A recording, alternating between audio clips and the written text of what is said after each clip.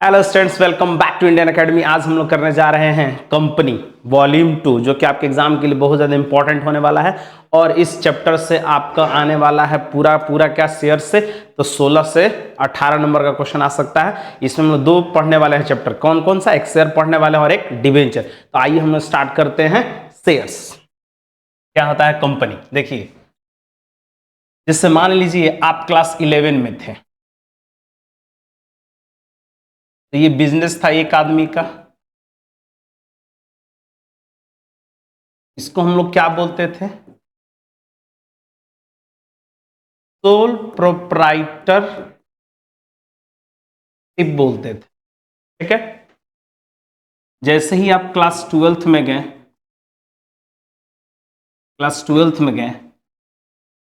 Business का volume थोड़ा सा क्या हो गया? बड़ा हो गया। और पहले एक आदमी था, अब कितने लोग दिख रहे हैं? दो लोग दिख रहे हैं। तो इसको हम लोग क्या बोले थे? याद करो आप, पार्टनरशिप। क्या बोलते हैं इसको? पार्टनरशिप। लेकिन आपको और ज्यादा पैसा कमाना है, बहुत ज्यादा आपको पैसा कमाना है। आप क्या किए? आप कंपनी खोलोगे। अब कंपनी खोलने के लिए क्या चाहिए? बहुत सारा पैसा। बहुत सारा पैसा। तो बहुत सारा पैसा कहां से आएगा? बहुत सारा पैसा कहां से आएगा? तो कंपनी ने क्या करा? पब्लिक से कांटेक्ट करा। पब्लिक से कांटेक्ट, ये है।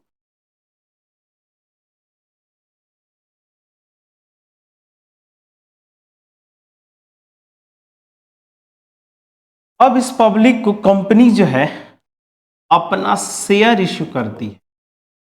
क्या करती है? शेयर इश्यू करती है। और इन लोगों से क्या ले लेती है? कैश। क्या ले लेती है? कैश। अब सवाल ये उठता है कि ये लोग कौन है भाई? तो इन लोगों ने कंपनी से क्या ले रखी है? शेयर्स।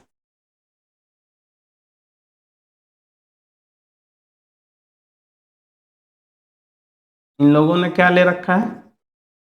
शेयर्स। ये लोग कौन है? तो ये लोग जो हैं शेयर होल्डर है। क्या है? Share holder. ठीक। और ये हमारा क्या हो गया कि ये जो प्रोसेस है, इस प्रोसेस के अकॉर्डिंग कंपनी क्या करती है कि अपना शेयर जो है पब्लिक को क्या करती है? इशू करती है। और उसके बदले में क्या करती है? पैसा ले लेती है। ये जो पैसा ली है, ये कंपनी के लिए क्या बन गया? ये जो कैश ली है, ये बन जाता है कंपनी के लिए कैपिटल। क्या बन जाता है? कैपिटल। बस इसमें कैपिटल तो जो जनरेट हुआ है, कैसे हुआ है? शेयर्स के थ्रू जनरेट हुआ है। ठीक। तो अगर आपसे कोई पूछे कि कैपिटल क्या है, तो it is the small part of capital. जैसे सॉरी, शेयर्स क्या है? तो शेयर्स क्या है? It is the small part of capital, क्योंकि ये शेयर्स से ही ना कैपिटल बना है। पब्लिक ने क्या कर रखा है? शेयर होल्ड कर रखा है कंपनी का, और उसके बदले में कंपनी ने क्या किया? कैश दिया। तो यही कैश हमारा क्या हो गया? कंपनी के लिए कैपिटल बन गया। ठीक है, क्लियर है? तो कंपनी क्या है? तो company is an artificial person. अब सवाल ये उठता है कि इस कंपनी को चलाएगा कौन? तो इस कंपनी को चलाने के लिए इन लोगों में से कुछ लोगों को क्या किया जाएगा? सेलेक्ट किया जाएगा। कुछ लोगों को, उसको हम लोग क्या बोलते हैं? जैसे मान लो एक व्यक्ति को सेलेक्ट कर लिया गया या दो व्यक्ति को सेलेक्ट कर लिया गया, तो इसको हम लोग क्या बोलेंगे? Director of company. जो कंपनी को क्या करेगा? ऑपरेट करेगा। जैसे देश को चलाने के लिए हम लोग प्रधानमंत्री का चुनाव करते हैं ना, ठीक उसी तरह से कंपनी को चलाने के लिए कुछ लोगों को तो चुनाव करना होगा। तो उसको हम लोग क्या बोलते हैं? Director of a company. तो कंपनी को किसने बनाया? तो कंपनी को पब्लिक ने मिल करके क्या बोल सकते हैं कि बनाया है? सबका इसमें तो पैसा लगा हुआ है ना। अब देखो हुआ क्या था, याद करो आप क्लास 12th, अभी भी आप क्लास 12th में ही हैं। याद करो आप पार्टनरशिप में क्या हुआ था? डिस्प्यूट हुआ था। तो डिस्प्यूट हुआ था तो क्या हुआ था? कानून आया था। कौन सा कानून आया था? कानून आया था पार्टनरशिप एक्ट 1932। ठीक उसी तरह से कंपनी में भी तो विवाद हो सकता है। कंपनी में भी क्या हो सकता है? डिस्प्यूट हो सकता है, विवाद हो सकता है, बिल्कुल विवाद हो सकता है। यहां भी जब विवाद हुआ, ये पार्टनरशिप में जब विवाद हुआ तो पार्टनरशिप एक्ट 1932 आया। ठीक उसी तरह से कंपनी में अगर कोई विवाद हुआ तो वहां भी एक आया था एक्ट जिसका नाम है कंपनीज एक्ट 1956। ठीक है, लेकिन कोई भी कानून बनता है तो उसमें अमेंडमेंट होते रहता है। अमेंडमेंट का मतलब होता है बदलाव होते रहता है, बदलाव होते रहता है यानी कि उसमें कोई चेंजिंग किया जाता है। ठीक उसी तरह से कंपनी एक्ट 1956 को में एक अमेंडमेंट आया। ठीक, क्या अमेंडमेंट आया? तो वो आया कंपनीज एक्ट 2013। अब ये आपको पढ़ना है। क्या पढ़ना है? तो कंपनीज एक्ट 2013 आपको पढ़ना है। क्लियर है? अब कंपनी क्या है? तो देखिए कंपनी का definition, company is an artificial person. Company is an artificial person. ठीक है, देखिए company is an artificial person created by law having separate legal entity with a perpetual succession and common seal।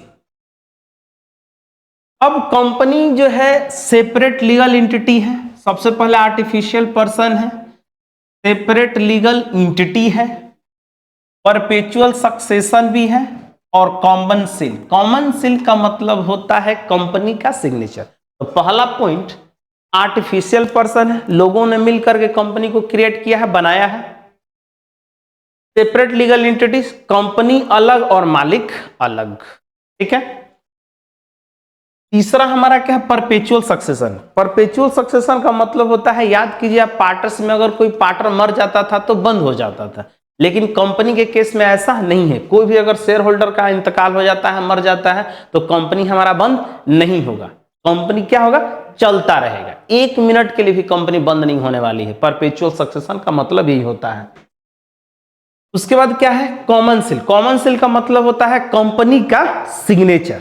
Company का signature. देखिए features of company आप यहां से लिख सकते हो। पहला company is an artificial person हम लोग बोल सकते हैं कंपनी को। दूसरा हम लोग बोल सकते हैं separate legal entry, separate legal entity. ठीक है, perpetual succession,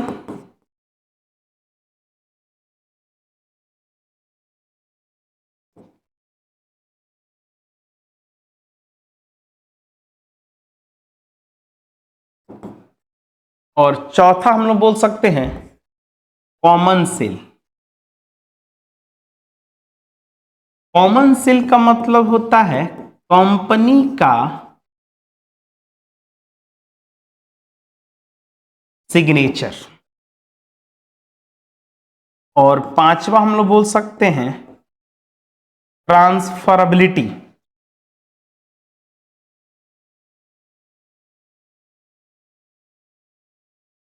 transferability of shares. ये कंपनी का फीचर्स आपको रटने की जरूरत नहीं है, डिफिनेशन में ही हम लोग क्या कंपनी का फीचर्स भी मिल गया। Okay, now next types of company. एक होता है 1% कंपनी, प्राइवेट कंपनी और पब्लिक कंपनी। ये आपको पढ़नी है। ऐसे थ्योरी तो आपको सबका देख लेना है, वैसे आपको पढ़ना ही है public company. What is the difference between 1% company, private company और पब्लिक कंपनी? इसको आपको अपने बुक से नोट बनानी है। ठीक है, ओके।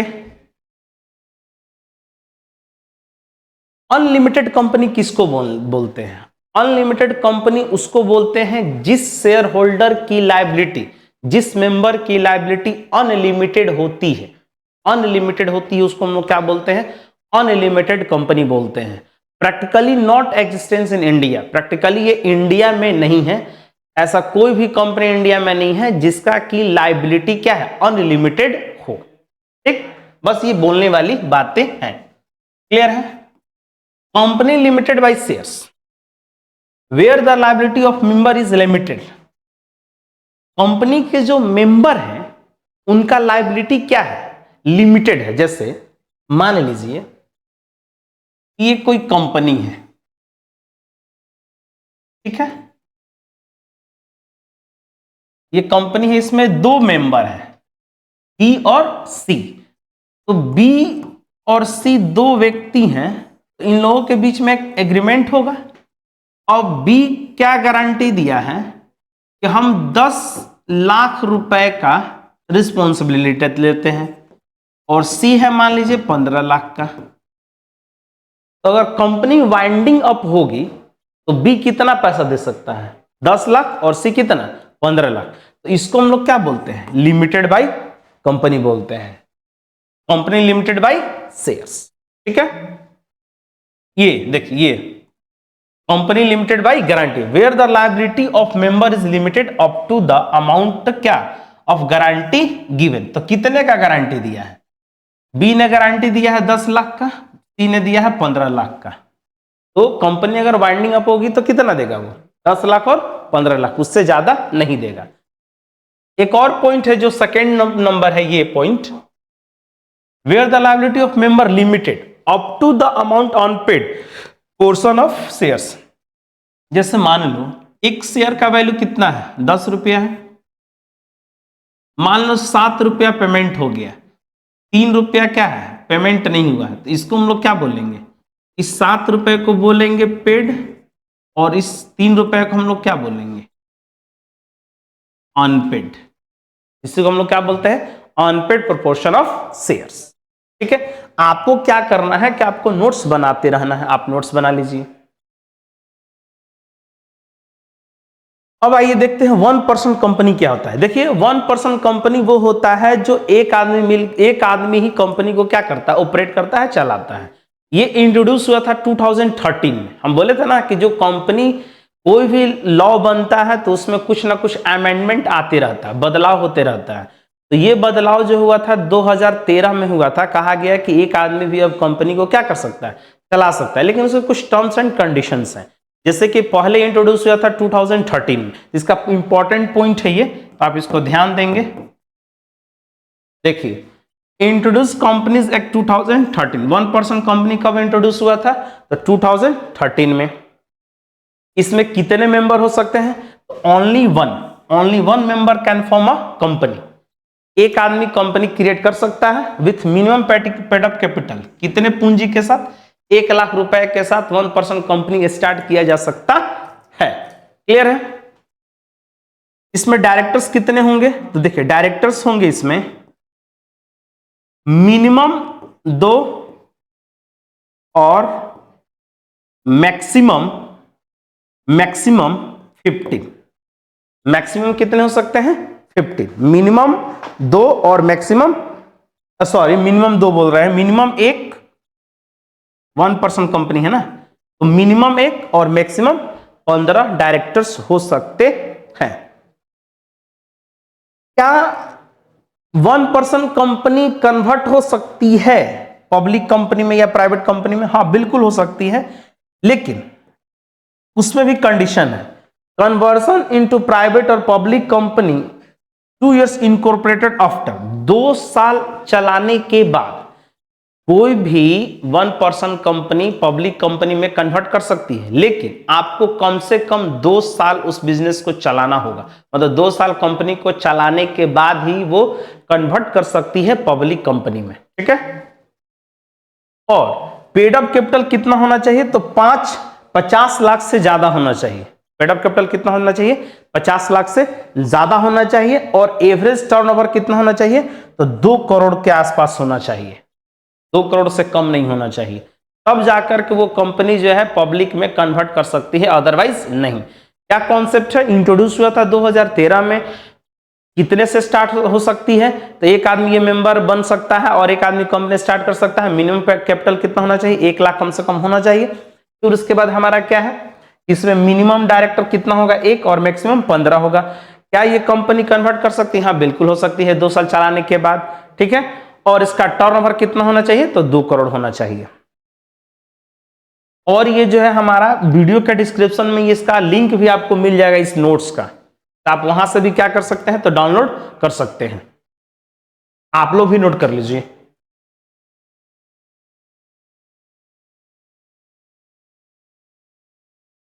अब देखिए शेयर्स क्या है। अभी हम बोले थे it is the small part of capital. जैसे मान लीजिए आप लोग 10 लोग हैं यहाँ पे, आप सभी 10 लोगों से हमने बोला कि सब लोग मेरे को 10-10 हजार रुपया दो, हम कंपनी स्टार्ट करते हैं। तो 10-10 लोग में 10 लोग जो है 10-10 हजार देकर दिए, तो मेरे पास कितना हो गया? 1 लाख हो गया। तो आपका भी तो शेयर्स बना ना, 10-10 हजार जो आप दे रहे हैं क्या है? शेयर्स है, वही आपका हिस्सा है। तो शेयर होल्डर कौन होता है? वो ऑनर ऑफ द कंपनी होता है। आप 5 शेयर का शेयर कर लो या 10 शेयर का लो या 5 लाख का लो, 5 हजार वाला भी वो मालिक कहलाएगा और 50 हजार वाला भी क्या कहलाएगा? मालिक ही कहलाएगा, ऑनर होता है, ठीक है। तो सभी लोगों से 10-10 हजार 10-10 हजार हम मान लीजिए ले लिए, तो 10 हजार ले लिए तो मेरे पास कितना आ गया? 1 लाख रुपया आ गया। It is the small part of capital, ठीक। अब शेयर्स जो होता है वो 2 तरह का होता है। एक होता है इक्विटी शेयर्स, एक होता है इक्विटी शेयर्स, और एक क्या होता है? Preference shares. इक्विटी शेयर्स क्या है? Equity shares are those shares which are not preference shares. जो प्रेफरेंस शेयर्स नहीं है वही हमारा क्या है? इक्विटी शेयर्स है। It means first of all we have to understood what is the meaning of preference shares है। ध्यान से समझिएगा। Preference shares are those shares which have to preferential rights over and above equity shareholder. एक होता है equity share holder और एक होता है प्रेफरेंस शेयर होल्डर। तो इक्विटी और शेयर होल्डर के कंपेयर में प्रेफरेंस शेयर होल्डर को 2 प्रेफरेंशियल राइट्स मिले हुए हैं। कौन कौन? देखिए, right to get dividend before equity shareholder. अगर कंपनी में कोई प्रॉफिट होता है तो सबसे पहले किसको मिलेगा? प्रेफरेंस शेयर होल्डर को मिलेगा before equity share holder. Equity share holder से पहले किसको मिलेगा प्रो डिविडेंड? तो डिविडेंड मिलेगा प्रेफरेंस शेयर होल्डर को। दूसरा कॉन्सेप्ट क्या है कि देखिए, कभी क्या होगा कि कंपनी कभी ना कभी तो बंद होगी किसी भी कारण से, मान लो at the time of winding up right to get capital before equity shareholder. सबसे पहले at the time of winding up company जब बंद होगी या वाइंड अप होगी तो सबसे पहले उसका कैपिटल किसका पेमेंट होगा? तो प्रेफरेंस शेयर होल्डर का होगा, उसके बाद किसका होगा? इक्विटी शेयर होल्डर का, ठीक है। और देखिए, तो आइए दोनों में डिफरेंस क्या है उसको देख लेते हैं। Equity shares rate of dividend is not fixed. Equity shares में रेट ऑफ डिविडेंड परसेंटेज होता है प्रॉफिट का, 5%, 10%, 12%, 8%, वॉटेवर, ठीक। तो ये फिक्स नहीं होता है, लेकिन इसमें हमारा क्या होगा? प्रेफरेंस शेयर होल्डर में रेट ऑफ डिविडेंड फिक्स होता है। डिविडेंड इज पेड, अभी हम आपको बताया था, dividend is paid after the payment of preference dividend. Preference shareholder को पेमेंट करने के बाद इक्विटी शेयर होल्डर को पेमेंट किया जाएगा। Right to receive dividend before equity shareholder, clear है। Voting right are theirs, voting rights होता है, इक्विटी शेयर होल्डर को वोटिंग राइट्स होता है, लेकिन प्रेफरेंस शेयर होल्डर को वोटिंग राइट्स नहीं होता है। Equity shares can not be converted into preference shares. Equity shares को प्रेफरेंस शेयर्स में कन्वर्ट नहीं कर सकते हैं, लेकिन प्रेफरेंस शेयर्स को हम लोग कन्वर्ट कर सकते हैं किसमें? इक्विटी शेयर्स में, ठीक है। कुछ इंपॉर्टेंट कॉन्सेप्ट है जो कि बेसिक है, जैसे देखिए फेस वैल्यू किसको बोलते हैं? फेस वैल्यू किसको बोलते हैं? जैसे मान लीजिए कि एक शेयर है, तो एक शेयर का कोई ना कोई तो वैल्यू होगा ना, 5 रुपया, 10 रुपया, 20 रुपया, 100 रुपया होगा ना। तो मान लेते हैं कि एक शेयर का वैल्यू कितना है? 10 रुपया है। तो इस 10 रुपए को हम लोग क्या नाम देंगे? इसको हम लोग बोलते हैं फेस वैल्यू, या आप इसको बोल सकते हो नॉमिनल वैल्यू। क्या बोलोगे? Nominal value. जैसे किसी भी कंपनी का शेयर्स खरीदोगे तो एक शेयर्स कितने का है? एक शेयर्स कितने का है? तो एक शेयर्स 10 रुपया, 20 रुपया, 50 रुपया, 100 रुपया भी हो सकता है, 200 भी हो सकता है, 5,000 भी हो सकता है। एक नंबर्स, एक, तो उसको हम लोग क्या बोलते हैं? फेस वैल्यू बोलो या नॉमिनल वैल्यू। तो minimum value of one share as mentioned in memorandum of association. Memorandum of association क्या है? ये एक आर्टिकल है, कानून है, जो कि आपको मेंशन करना होगा कि एक शेयर का वैल्यू आपका कितना है, एक शेयर का वैल्यू कितना है। मेमोरेंडम ऑफ एसोसिएशन में आपको मेंशन करनी होती है, ये कानून है, ठीक है। इशू प्राइस क्या होता है? The price at which company issue the share to public. Public को कंपनी अपनी शेयर्स कितने पर इशू कर रही, कितने पर बेच रही है, ये बोल सकते हैं। जैसे एक शेयर का वैल्यू 10 रुपया है, 20 रुपया है, 30 रुपया है, 40 रुपया है, 50 रुपया या 100 रुपया। तो देखिए, तो इशू जो करती है कंपनी एट पार पर कर सकती है। मतलब एक शेयर का वैल्यू कितना है? 10, कितने पे इशू कर दी? 10। तो 10 का शेयर 10 में इशू अगर करती है तो उसको हम लोग बोलेंगे क्या? Issue at par. ऐसे 3 कंडीशन हो सकता है। जैसे देखिए, मान लेते हैं एक शेयर का वैल्यू कितना है? 10, तो 10 का 10 में इशू कर दिए तो एट पार बोलेंगे। मान लो 10 का 12 में कर दिए, इसको हम लोग बोलेंगे एट प्रीमियम, एट प्रीमियम। 10 का 10 में, तो इसको हम लोग बोलेंगे एट पार। हो सकता है कि 10 का 9 में कर दे, तो इसको हम लोग बोलते हैं एट डिस्काउंट, जो कि ये प्रोहिबिटेड हो चुका है। कोई भी कंपनी अपने शेयर्स को डिस्काउंट पर इशू नहीं करती है। बस ये बताने वाली बात थी, मैंने आपको बता दी है। एक बात बताओ, क्या आप किसी ऐसी कंपनी का शेयर्स खरीदोगे जो डिस्काउंट पर बेच रही है? कोई नहीं खरीदेगा। तो कोई भी कंपनी अपने शेयर्स को डिस्काउंट पर इशू नहीं कर सकती है। लेकिन एक सिचुएशन आएगा जहां पर डिस्काउंट पर भी री इशू किया जाएगा। वो कॉन्सेप्ट है हमारा, हम लोग देखेंगे, उसके ऊपर डिस्कशन करेंगे। Issue of shares in lump sum का मतलब क्या होता है? लमसम का मतलब होता है पूरा एक साथ, पूरा एक साथ। जैसे मान लो एक शेयर का वैल्यू 10 रुपया है, 10 रुपया, तो इस 10 रुपए को आपने एक साथ ही कंपनी को क्या करा? दे दिया। ऐसे कंपनी क्या करती है कि इंस्टॉलमेंट पर लेती है अपने शेयर्स को, ठीक है। अब जैसे देखिए, issue of shares in instalment. अब इस पॉइंट को समझिएगा, यही सबसे इंपॉर्टेंट पॉइंट है आपके लिए, सबसे इंपॉर्टेंट, इससे इंपॉर्टेंट कुछ भी नहीं। देखिए, मान लेते हैं एक शेयर का वैल्यू कितना है? 10 रुपया है, इसको कि हम लोग क्या बोलते हैं? फेस वैल्यू बोलते हैं। अब इस 10 रुपए को कंपनी कुछ इस तरह से लेती है पब्लिक से, ठीक। जैसे मान लेते हैं 3, 4, 2 और ये 1 इंस्टॉलमेंट पर लेती है। तो पहले वाले को हम लोग क्या बोलते हैं? फर्स्ट वाले को हम लोग बोलते हैं एप्लीकेशन। अब सवाल ये उठता है कि एप्लीकेशन क्यों बोलते हैं? तो किसी भी कंपनी का शेयर्स अगर आपको खरीदनी है तो सबसे पहले आपको एक एप्लीकेशन देनी होती है। उसमें आपका नाम, पता, एड्रेस, नंबर ऑफ शेयर्स, ठीक। तो एप्लीकेशन देना होगा। जैसे मान लो आप किसी भी स्कूल में एडमिशन लेते हो या ट्यूशंस में एडमिशन लेते हो, तो आपको एक एडमिशन फॉर्म भरना पड़ता है। ठीक उसी तरह से किसी भी कंपनी का अगर आपको शेयर्स खरीदना है तो सबसे पहले आपको एप्लीकेशंस भरना होगा, तभी आप किसी भी कंपनी का शेयर्स खरीद सकते हैं। अब कंडीशन ये है कि कंपनी जो है एप्लीकेशन के समय, याद रखना, आप एक नंबर के लिए आ सकता है, company received 25% at least of face value. Application के समय कंपनी जो है 25% रिसीव्ड कर लेती है फेस वैल्यू का। अब ऐसा क्यों? अगर मान लो वो पैसा नहीं लेगी तो जिस व्यक्ति को शेयर्स नहीं भी खरीदना है वो भी क्या करेगा? एप्लीकेशन भर देगा। जिसको रिक्वायरमेंट नहीं है, जरूरत नहीं है फालतू का भी, तो उन लोगों से कंपनी क्या हो जाती है? बच जाती है। क्योंकि पहला इंस्टॉलमेंट वो कब ले लेती है? एप्लीकेशन के साथ ही। ठीक, अब यहां पर हम लिखे हैं मान लो 3 रुपया, तब तुम काट करके 10 रुपया का 25% निकालोगे तो 2 रुपया 50 पैसा कर दोगे? नहीं, ऐसा नहीं है, बदलना आपको नहीं है। जो क्वेश्चंस में दिया हुआ रहेगा वही रखिएगा। 4 है तो 4 रहना दीजिएगा, 2 रहेगा तो 2, 1 रहेगा तो इन ही ना काट करके मास्टर बोला है क्या 25% तो 25% कर देंगे, ऐसा बिल्कुल नहीं है। बस ये हम बताएं कि at least 25% eight the time of application company received eight there क्या फेस वैल्यू। क्लियर है?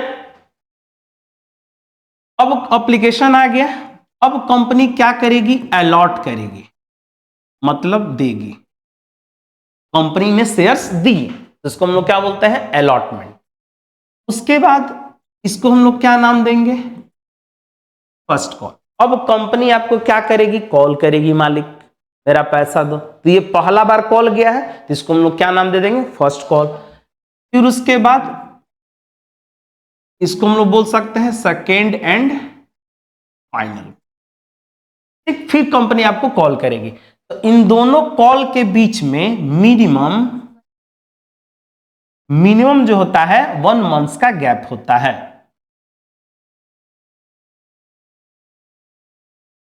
मिनिमम क्या होगा? 1 मंथ का गैप होता है, ये याद रखने का। ठीक है, मिनिमम कितना होता है? तो 1 मंथ का गैप होता है दोनों कॉल के बीच में। अब इस कॉन्सेप्ट के सपोर्ट से हम लोग क्या करेंगे? जर्नल एंट्री सीख लेंगे। जैसे मान लेते हैं मिस्टर ए एक व्यक्ति है जिसने क्या ले रखा है? शेयर्स ले रखा है। एक व्यक्ति है मिस्टर बी, इसने भी क्या ले रखा है? शेयर्स ले रखा है। एक और व्यक्ति है मिस्टर सी, इसने भी क्या ले रखा है? शेयर्स ले रखा है। तो ये एक व्यक्ति है जो एप्लीकेशन का पैसा दे दिया, अलॉटमेंट का भी पैसा दे दिया, लेकिन फर्स्ट कॉल का पैसा नहीं दिया। तो फर्स्ट कॉल का पैसा नहीं दिया तो फिर इसको हम लोग क्या बोलेंगे? तो फर्स्ट कॉल का पैसा नहीं दिया तो इसको हम लोग बोलेंगे कॉल्स इन एरियर। क्या बोलते हैं? Calls in arrear. When shareholder failed to pay the installment money in a particular date on agreement, एक पर्टिकुलर डेट पर पैसा नहीं दे पाया तो उसको हम लोग क्या बोलते हैं? तो उसको हम लोग बोलते हैं कॉल्स इन एरियर। अब इसका देखिए ट्रीटमेंट क्या होगा क्वेश्चंस में, तो देखिए मैं आपको बता देता हूं। आपको याद रखना है कि बैंक के साथ क्या करते हैं? तो डेबिट करते हैं। दूसरा पॉइंट है मिस्टर बी, ये भी पैसा दिया, ये भी पैसा दिया, ये भी पैसा दिया, साथ ही साथ ये एक ऐसा व्यक्ति है जो मेरे को सेकेंड एंड फाइनल कॉल का भी पैसा दे दिया। सेकेंड एंड फाइनल कॉल का भी पैसा क्या कर दिया? ये दे दिया।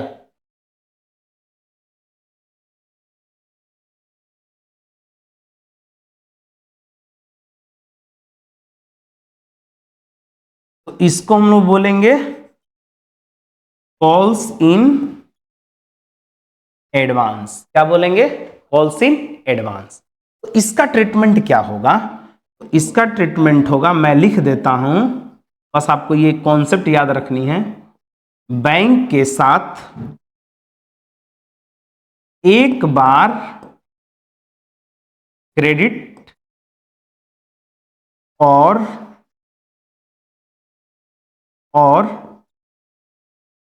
एक बार डेबिट करते हैं सेम अमाउंट से। बस आपको याद रखना, बस एक थ्योरी है, याद रखो कि कॉल्स इन एडवांस जो होता है एक बार ओपन होगा, एक बार क्लोज होगा, एक बार लायबिलिटी क्रिएट होगा और एक बार लायबिलिटी राइट ऑफ होगा। ठीक है, एक बार बैंक के साथ क्रेडिट और एक बार बैंक के साथ क्रेडिट। ठीक है, डेबिट और क्रेडिट। तीसरा है मिस्टर सी, एक व्यक्ति है जो मेरे को एप्लीकेशन का पैसा दिया और अलॉटमेंट में ही क्या कर गया? फेल कर गया। अब ए भी फेल किया है फर्स्ट कॉल में और सी किसे फेल किया है सेकेंड इंस्टॉलमेंट में, तो इसको हम लोग बोलेंगे बदमाश, नॉर्मल। और ये जो व्यक्ति है ये है बड़ा बदमाश। क्यों बड़ा बदमाश है? क्योंकि ये एप्लीकेशन दिया और अलॉटमेंट में ही फेल कर गया। पढ़ेंगे हम लोग प्रोराटा के समय इस वर्ड का इस्तेमाल करेंगे, बड़ा बदमाश और छोटा बदमाश का, ठीक है ना, जिक्र करेंगे। अब जैसे ही ये फेल कर गया तो कंपनी ने इसके शेयर्स को क्या कर लिया, फॉरफिट कर लिया। फॉरफिट का मतलब क्या होता है? कैंसिलेशन ऑफ शेयर्स, जब्त कर लेना, कैंसिलेशन ऑफ शेयर्स। अब कोई एमआरएफ का मान लो शेयर्स खरीदा है तुम, तो एमआरएफ का टायर तुमसे थोड़ी छीनने आई कंपनी, शेयर से आपने हिस्सा खरीदा, तो उसको क्या करेगी कंपनी? कैंसिलेशन ऑफ शेयर्स, आपके शेयर्स को क्या कर लेगी? कैंसिल कर लेगी, मतलब जब्त कर लेगी, ठीक है। तो उसको हम लोग क्या बोलते हैं? फॉरफीचर ऑफ शेयर्स, जो कि आपके एग्जाम के लिए सबसे इंपॉर्टेंट है। ये करीबन 9 मार्क्स का आपके एग्जाम में आने वाला है। अब पूछो कैसे? एक तो क्वेश्चन 3 नंबर का कंफर्म रहेगा और जो 6 नंबर का क्वेश्चन आता है उसमें एक क्वेश्चन रहेगा प्रोराटा का और 2 क्वेश्चन रहेगा फॉरफीचर का, ऑप्शन में रहेगा। तो 3-3 नंबर का 2 को दे देगा, या तो फॉरफीचर बनाओ या तो प्रोराटा बनाओ, ठीक है। तो बहुत सारे बच्चे क्या करते हैं कि फॉरफीचर ही बना लेते हैं, बनने से मतलब है। तो 6 नंबर में ऑप्शनल रहेगा, फॉरफीचर के 2 क्वेश्चन रहेंगे और एक प्रोराटा कैलकुलेशन रहेगा। तो 6 नंबर में आपको आता है, 3 नंबर का तो एक कंफर्म है, कभी कभी 1 नंबर में भी ये आता है। तो सबसे इंपॉर्टेंट टॉपिक होने वाला है आपके लिए फॉरफीचर। फॉरफीचर का मतलब क्या होता है? फॉरफीचर का मतलब होता है cancellation of shares due to non payment of instalment money, ठीक है। तो सेपरेट हम लोग इसको करने वाले हैं। अब देखिए होता क्या है कि जो कंपनी शेयर्स फॉरफिट की है उसको कंपनी क्या करेगी? रीइश्यू भी करेगी। जैसे मान लो हम तुमसे शेयर्स छीन लिए, तो शेयर्स छीन लिए तो क्या कंपनी अपने पास रखेगी? क्या कंपनी अपने पास नहीं रखेगी, फिर से उस कंपनी क्या करेगी? शेयर्स को इश्यू कर देगी, री इश्यू कर देगी, ठीक। तो री इश्यू कर देगी, तब वो री इश्यू करेगी। तो मान लेते हैं कि एक शेयर का वैल्यू कितना है? 10 है, तो 10 का 10 में की तो उसको बोलेंगे पार, 10 का 12 में की तो उसको बोलेंगे प्रीमियम, और 10 का 8 में की तो उसको बोलेंगे डिस्काउंट। तो अब देखिए यहां पर हम क्या बोले थे थोड़ा देर पहले कि कोई भी कंपनी अपने शेयर्स को डिस्काउंट पर इश्यू नहीं करती है, ठीक। लेकिन एक सिचुएशन आएगा जहां पर कंपनी अपने शेयर्स को क्या करेगी? तो डिस्काउंट पर इश्यू करेगी eight the time of forfeiture of shares, जब फॉरफिट करेगी, यानी कि छीना हुआ, जब्त किया हुआ शेयर्स को फिर से मार्केट में क्या करती है? वो री इशू कर रही है, यानी कि इशू कर रही है। तो उसको क्या करना होगा? छीना हुआ है ना जी। जैसे मान लो जो सेकेंड हैंड माल होता है, मान लो कोई मोबाइल खरीदे, मान लो सेकेंड हैंड है, मान लो तुम नया खरीदा, नया खरीदने के बाद तुम अब तो उसको बेचना चाहता है, तो तुमको तो डिस्काउंट देना पड़ेगा, फिर बात को। तो ये क्या है हमारा? तो शेयर री इशू करते समय कंपनी क्या करती है? डिस्काउंट देती है, क्योंकि ये सेकेंड हैंड हो गया ना एक तरह से।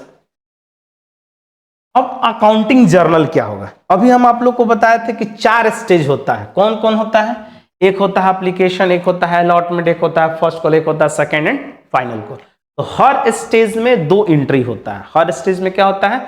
2 एंट्री होता है। तो मोस्ट इंपॉर्टेंट पॉइंट यहां से लेकर के देखिएगा, ध्यान से समझिएगा, ये जो है, ये वाला जो पॉइंट है, ये जो हमारा पॉइंट है, इसको हम लोग बोलते हैं ड्यू। क्या बोलते हैं? ड्यू। और इसको हम लोग बोलते हैं रिसिप्ट। ड्यू, एप्लीकेशन को रिसिप्ट बोलते हैं और बाकी रेस्ट जो भी उसको हम लोग क्या बोलते हैं? ड्यू, ठीक। अब देखो एंट्री क्या होगा? हर स्टेज में 2 एंट्री, यानी कि हर स्टेज में 2 एंट्री होगा, तो 4 है तो 8 एंट्री होगा। तो देखिए एप्लीकेशन में हमारा एंट्री क्या होगा? तो bank account debit to share application account, being application receipt, being application money receipt. यहां पर बैंक इसलिए हुआ बिंग एप्लीकेशन मनी रिसिप्ट। यहां पर बिंग एप्लीकेशन मनी रिसिप्ट इसलिए लिखे bank account debit to share application account, क्योंकि पहला इंस्टॉलमेंट का पैसा हम लोग कब देते हैं? एप्लीकेशन भरते के साथ ही पहला पैसा दे देते हैं। तो इसको हम लोग क्या बोलते हैं? तो bank account debit to share application account. फिर उसके बाद पैसा आ गया, अब हम उसको क्या करेंगे? ट्रांसफर करेंगे कैपिटल में। तो share application account debit to share capital account, being application money transfer लिख सकते हैं हम लोग narration. Being application money transfer, ठीक है। तो share application account debit to share capital account. हर स्टेज में 2 एंट्री, हर स्टेज में 2 एंट्री।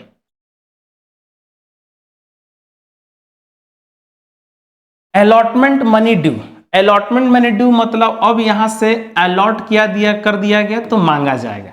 अब आपको कुछ नहीं करना है, बस 2 मिनट ध्यान से समझ लीजिए, कुछ नहीं करने वाले, बस नाम बदलते जाएंगे। अलॉटमेंट मनी ड्यू तो share allotment account debit to share capital account, due हो गया मतलब मांगा गया। फिर अलॉटमेंट मनी रिसिप्ट तो bank account debit to share allotment account. Being allotment money due, being allotment money due, मांगे। फिर यहां पर बीइंग अलॉटमेंट मनी रिसिप्ट हो गया।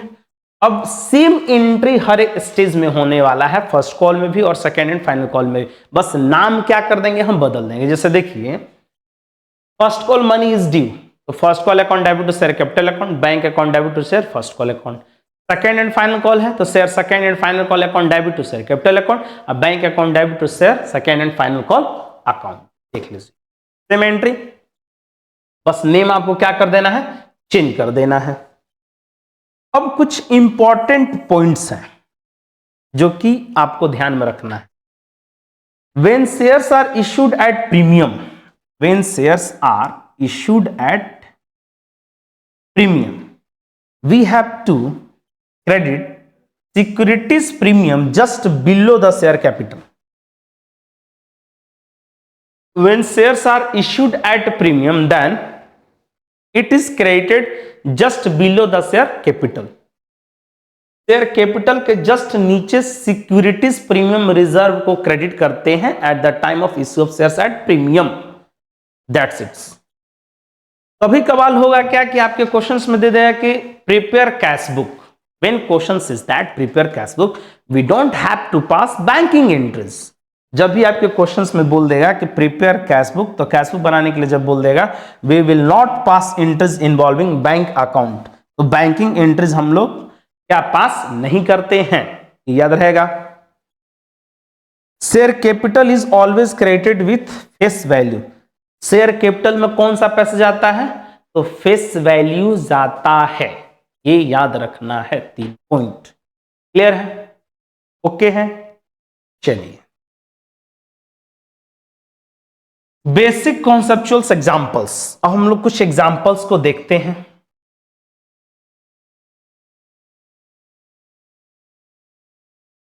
Issue of shares at par in instalment, X Limited issued 10,000 shares of ₹10 each to the public payable as ₹3 on application, ₹2 on allotment and ₹5 on first call। क्या होगा इसका entry, जैसे मान लीजिए कि एक शेयर का वैल्यू कितना है, ₹10 है, एप्लीकेशन पे 3, अलॉटमेंट पे 2 और ₹5 किस पे है, फर्स्ट कॉल पे। ये है हमारा एप्लीकेशंस, ये है अलॉटमेंट और ये है, आपको एंट्री पास करना है। एंट्री हो जाएगा हमारा सबसे पहले bank account debit to share application account, आपको पूरा पूरा लिखना है। तो 10,000 इंटू 3 30,000, 30,000 पहला एंट्री।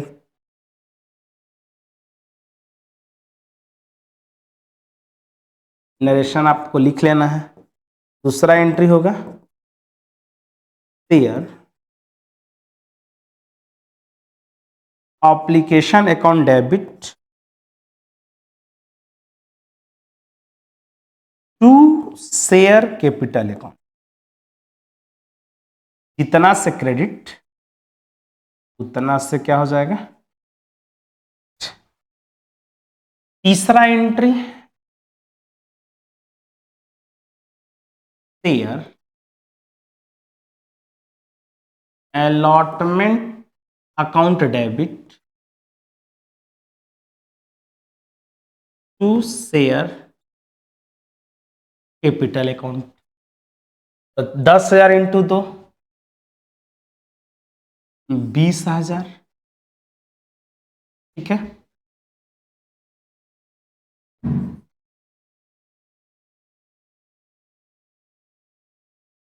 चौथा एंट्री पैसा मिलने का, bank account debit to share allotment account 20,000 20,000।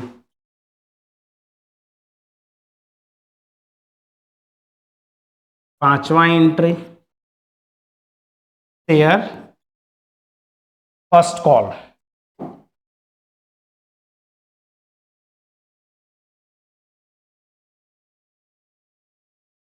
First call account debit, बिल्कुल very good, to share capital, ठीक है। 10,000 into 5 50,000।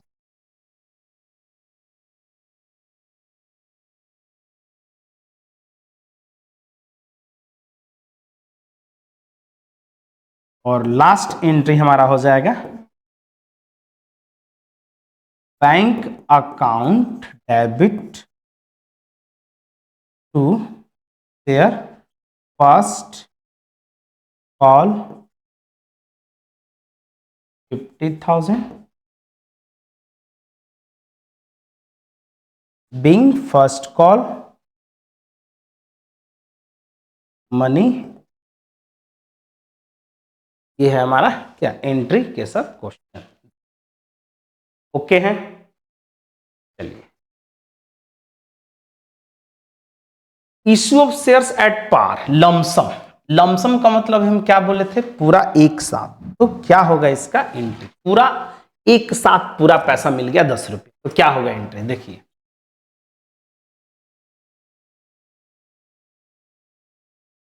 Bank account debit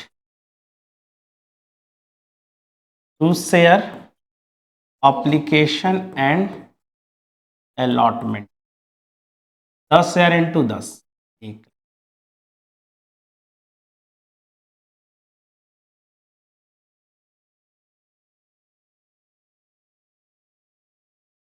share application and allotment account debit to share capital 1,00,000, ठीक है, lump sum. एक और क्वेश्चन हम लोग देखते हैं, issue of shares at premium. जब शेयर्स जो है प्रीमियम पर इश्यू होगा तो क्या होगा, तो premium is always credited just below the share capital. Share capital के जस्ट नीचे प्रीमियम को हम लोग क्या करते हैं, तो प्रीमियम को हम लोग क्रेडिट करते हैं, is the concept. Z limited issued 10,000 shares of ₹10 each at a premium of 5 payable as 3 open applications। तो देखिए इसको हम बनाते हैं, 10 रुपया आपके मटके में हो गया, एप्लीकेशन पे हो गया 3, अलॉटमेंट पे हो गया 5 और 7 रुपये ऑन फर्स्ट कॉल, जिसमें कि प्रीमियम क्या है शामिल है। तो प्रीमियम कितना है 5, तो ये हो जाएगा 5 2 7 और 3 10। देखिए फेस फेस से मैच करना चाहिए, मटके में जो है क्या है इसको बोलते हैं फेस, तो फेस फेस से मैच करना चाहिए। मटका देखिए है ना मैच कर गया मेरा, और प्रीमियम को हम लोग लिखते हैं कुछ इस तरह। ये हमारा क्या है एप्लीकेशन है, अलॉटमेंट और ये फर्स्ट। तो एंट्री क्या होगा, bank account debit to share application account, तो 10,000 into 3 30,000,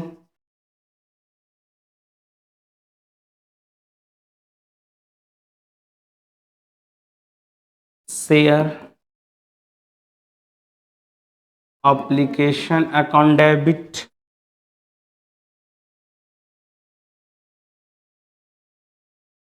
to share capital account 30,000,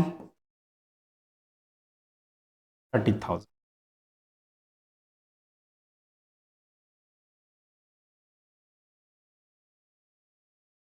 share allotment account debit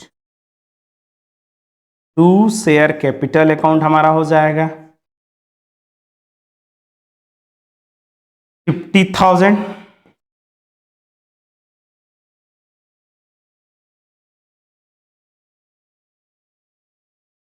और लास्ट हमारा हो जाएगा इसका एंट्री, तो bank account debit to share allotment 50, जो कि आप सीख चुके हैं। कॉन्सेप्ट क्या है फर्स्ट कॉल में, तो फर्स्ट कॉल का एंट्री हमारा हो जाएगा share first call account debit to share capital account.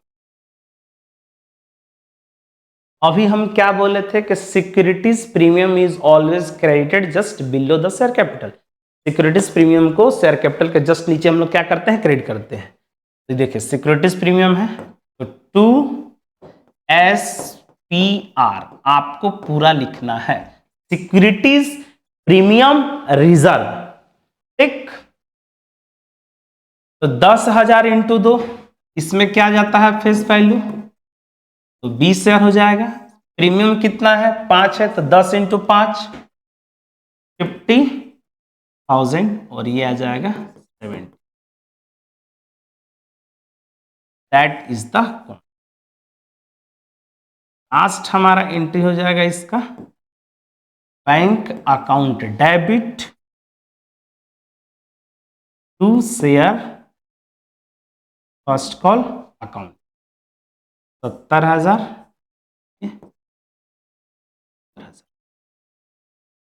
Okay है, आप नोट बनाते रहेंगे।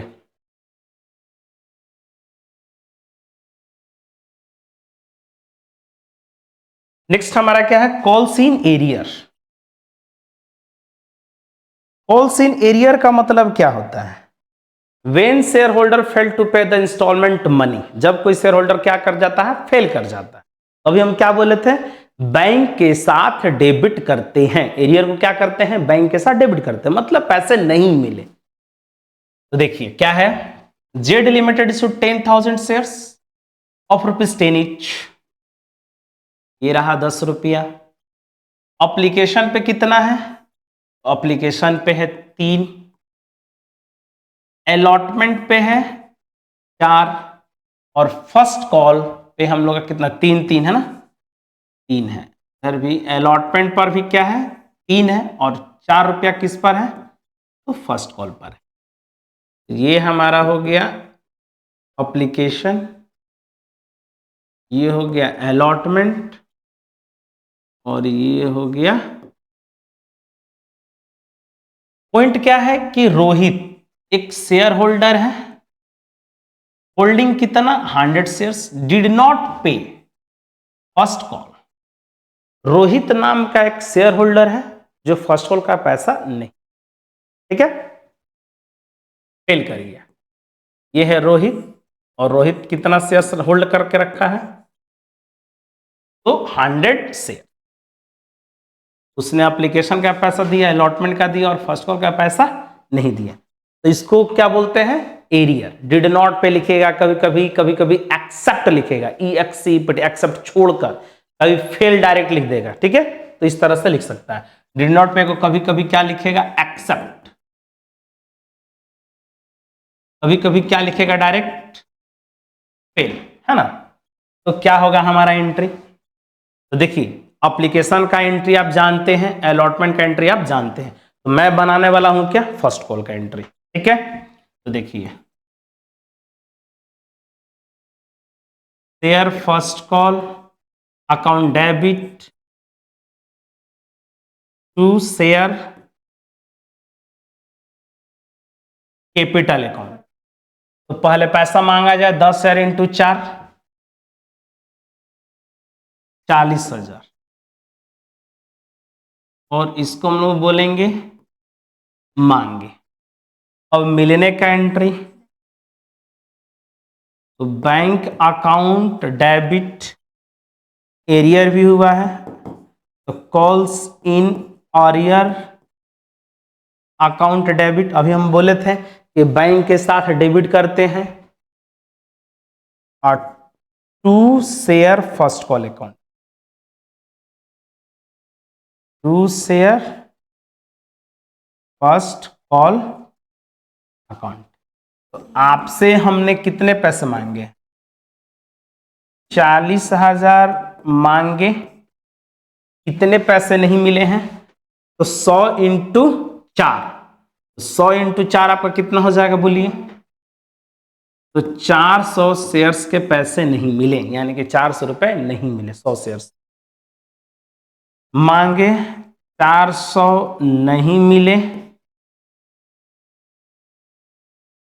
नहीं मिले। तो भाई मिले कितने? तो 40,000 माइनस 400, तो 39,600 मिले, माइनस कर दिया गया। ठीक है, आप देख लो 40,000 minus 400,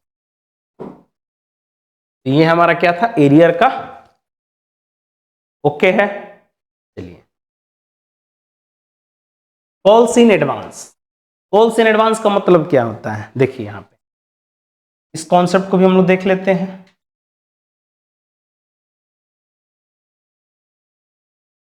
Z limited issue 10,000 shares of tennis payable, तीनों अपना एप्लीकेशन। चलिए 10 रुपया आप मटके में डाल दो, एप्लीकेशन पे है 3, 2 रुपया है अलॉटमेंट पर, और 3 रुपया है फर्स्ट कॉल पर, और 2 रुपया है second call.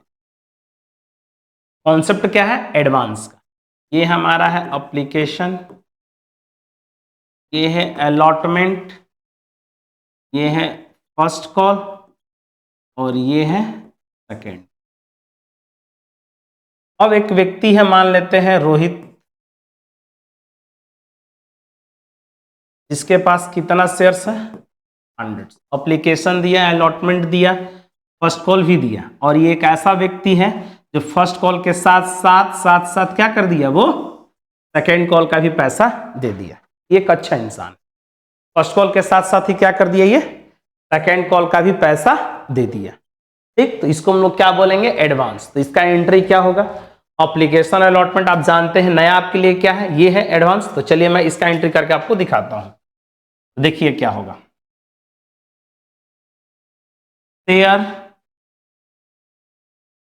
Share first call account debit to share capital account. ठीक है, तो 10,000 इंटू 3, 30,000 मांगा गया। ठीक, मिलने का एंट्री, बैंक अकाउंट डेबिट। अभी थोड़ा देर पहले हम बोले थे क्या कि कॉल्स इन एडवांस बैंक के साथ एक बार क्रेडिट और एक बार डेबिट। अब ध्यान से समझिएगा, सेकेंड कॉल का पैसा किस में मिल गया है? फर्स्ट कॉल में। सेकेंड कॉल का पैसा किस में मिल गया है? फर्स्ट कॉल में मिल गया। सेकेंड कॉल का पैसा फर्स्ट कॉल में मिल गया है। ठीक है, तो देखिए bank account debit to share first call account, और कॉन्सेप्ट क्या है? तो देखिए to calls in advance, to calls in advance. आपको मिला कितना है वो देखिए, 30,000 आपने मांगा है, यहां भी आपका चला जाएगा 30,000। बस फर्क ये है कि रोहित नाम का एक शेयर होल्डर है जो सेकेंड कॉल का भी पैसा फर्स्ट कॉल में ही दे दिया है, यानी कि 100 into 200, 100 into 2, sorry 100 into 2, 100 into 2, कितना एडवांस हो गया? 200। तो 200 शेयर्स के पैसे आपको मिल गए। तो आपको मिले कितने? 30,000। और इसको हम लोग क्या बोलते हैं? खुला। लायबिलिटी क्रिएट हुआ। ये लायबिलिटी क्या हुआ? क्रिएट हुआ। इसको हम लोग क्या बोलते हैं? तो इसको हम लोग बोलते हैं कि हमारा लायबिलिटी क्या हो गया? तो क्रिएट हुआ।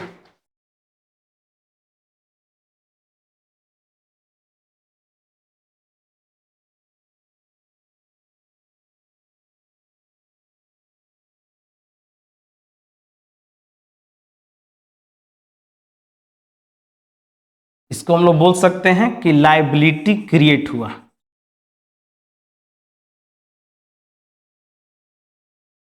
लायबिलिटी क्रिएट हुआ। ठीक है। अब उसके बाद हम लोग सेकेंड कॉल का एंट्री पास करेंगे। Share second and final call account debit to share capital account. तो 10 शेयर इंटू 2, 20,000 मांगे। मिलने का एंट्री, तो bank account debit calls in advance account debit to share second and final call account. ठीक है। तो 20,000 हम मांगे हैं, तो क्या मेरे को 20,000 मिल जाएगा क्या? नहीं ना। रोहित का 100 शेयर्स का पहले पैसा मिल चुका है फर्स्ट कॉल में ही, तो हमारा पैसा क्या हो जाएगा? माइनस हो जाएगा। मतलब जितना से खुला उतना से इसको आप क्या कर दो? बंद कर दो। जितना से खुला उतना से बंद, जिसको कि हम लोग बोलते हैं लाइबिलिटी ओवर हो गया, खत्म। तो हमको पैसा कितना मिलेगा? 19,800 मिलेंगे। माइनस हो जाएगा ना। ये हमारा क्या था? कॉल्स इन एडवांस का कॉन्सेप्ट। आपको क्या करना है? तो नोट बना। ओके हैं आप? क्या है हमारा? Cash book. एक और हम लोग कॉन्सेप्ट देख लेते हैं। अभी हम थोड़ा देर पहले नोट्स में बोला था मैंने कि when question says that prepare cash book we don't have to pass banking entries. अब इसमें क्या होगा कि बैंकिंग एंट्रीज आपको पास करने की जरूरत नहीं है। क्यों? क्योंकि इसमें कैश बुक बनानी है। देखिए इसका क्या होगा entry. Z limited issued 10,000 shares of ₹10 each payable 3 रुपए on application, 3 rupees on allotment and 4 rupees on first and final call. Prepare cash book and pass journal entries. तो कैश बुक बनाना है मतलब बैंक अकाउंट बनाना है। तो bank account बनाना है, तो आपको बना लेना है बैंक अकाउंट। डायरेक्ट आप इसको बना लीजिए। ये हो गया डेबिट और ये क्रेडिट। तो पहला हमारा एंट्री क्या होगा? एप्लीकेशन का। Bank account debit to share application account. जैसे मान लीजिए अगर हम आपसे ऐसा कहें कि यहां पे आ जाइए,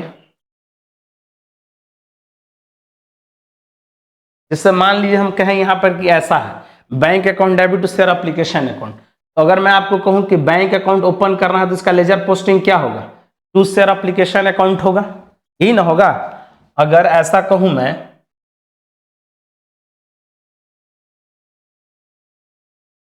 जैसे इसका पहला एंट्री हम लोग क्या पास करेंगे? पहला एंट्री हम लोग पास करेंगे bank account debit to share application account pass करेंगे। तो 10,000 इंटू 3 30,000 होगा। दूसरा एंट्री हम लोग क्या पास करेंगे? तो share application account debit to share capital account 30,000 30,000। तो मैं ये बोल रहा हूं कि जब भी कैश बुक बनाने के लिए बोला जाएगा तो हमारा ये जो बैंकिंग एंट्रीज है पास नहीं होगा, क्या होगा, डायरेक्ट इसका पोस्टिंग हो जाएगा। तो जैसे मान लो बैंक अकाउंट अगर हम लोग खोल रहे हैं, इसका लेजर पोस्टिंग क्या होगा, इसका लेजर पोस्टिंग होगा टू शेयर एप्लीकेशन अकाउंट होगा 30,000। तो सिर्फ ड्यू की एंट्री होगी, ये वाली एंट्री होगी, सिर्फ क्या होगी, ड्यू की एंट्री होगी। एज इट इज अलॉटमेंट की एंट्री हमारी क्या होगी, तो अलॉटमेंट की एंट्री होगी share allotment account debit to share capital account, सिर्फ ड्यू वाली एंट्री होगी। तो 10,000 इंटू कितना है 3, ये भी हमारा 30,000 हो जाएगा सिर्फ ड्यू की। फिर उसके बाद हम एंट्री क्या पास करेंगे, bank account debit to share allotment account, तो बस पोस्टिंग कर दो डायरेक्ट आप, bank account debit to share allotment account 30,000। और लास्ट हमारा क्या है, फर्स्ट कॉल की एंट्री होगी, ड्यू की एंट्री होगी,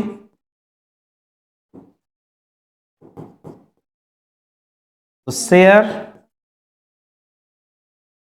first call account debit to share capital account, 10,000 into 4 40,000 40,000। अब मिलने की एंट्री क्या होगी, तो bank account debit to share first call 40,000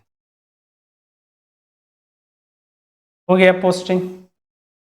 तो 4 3 7 3 10 1 लाख, यहां भी हमारा आ जाएगा क्या 1 लाख। आप इसको क्या कर दो, बैलेंस कर दो, बाई बैलेंस डी इतना हो गया, बन गया। यही हमारा क्या था कॉन्सेप्ट, ठीक है। नेक्स्ट लेक्चर में हम लोग मिलने वाले हैं एक नए कॉन्सेप्ट के साथ।